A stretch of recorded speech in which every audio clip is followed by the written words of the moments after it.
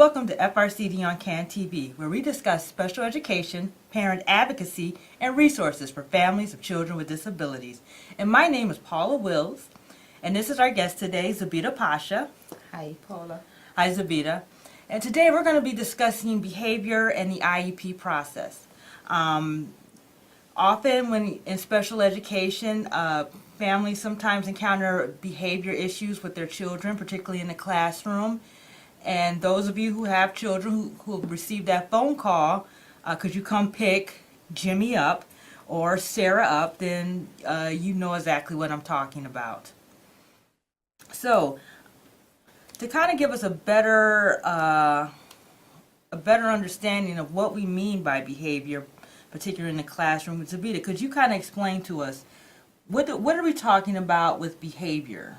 Well, behavior is something that is impeding, an action that is impeding or something that is impeding the child to kind of be, at the same level of their non-disabled peer. Or behavior can be tics, can be getting up of the chair, can be refuse to work, refuse to finish their work, talking back. So many aspects of the behavior is a big umbrella. But in our mind, when we hear behavior, it's literally something negative. It can be negative, but the bottom line, behavior is something that is hindering the child to function at the same level of non-disabled peer. And like I explained, it can be any form of physical, things that are occurring, kids just flapping their hands, making noise, ticking, pushing a chair. And I'm glad you say that. So when we use the term behavior, it is very broad. Anything can be a behavior. It can be positive or negative. But particularly in this instance, the type of behavior I'm talking about is when your student or your child is constantly getting in trouble in school. How do I get? Well, first of all, what do I do? I'm constantly getting a phone call. They're telling me come pick them up. I can't keep picking them up every day. What do I do? Okay, it's a great question, and it is occurring a lot, and I really appreciate, this topic, particularly because we receive, as you may know, many calls pertaining to this topic.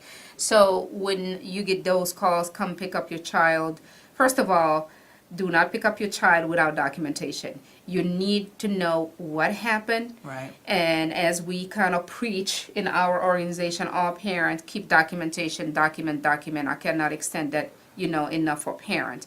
You have to know what happened, what was the incident. And if it is repetitive, it's a red flag. Okay, so when you say documentation, so is it I should be jotting something down? Should I be getting a form from the school? You're supposed to receive documentation from the school, as well as the parent need to document, because sometimes the school can put it under early dismissal. So it is about, the dismissal is at 3 o'clock. You have been receiving the calls all day, and then you go at 2 o'clock to pick up your child because you're just getting off of work, and that's just the time you get into the school. They put early a dismissal. So it is not documented as behavior.